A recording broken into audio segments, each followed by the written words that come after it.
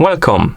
In front of me I have DIESEL On Axial watch, and I'm gonna show you how to force restart this watch.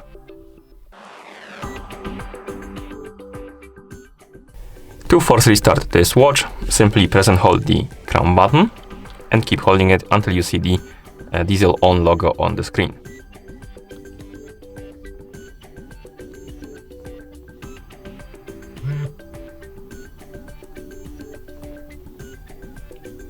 Once you see the logo on the screen, you can release the button and wait until the watch is done rebooting. As you can see, we're back in the system, and that's how you force restart this watch. Thank you for watching. If you found this video helpful, please consider subscribing to our channel and leaving a like on the video.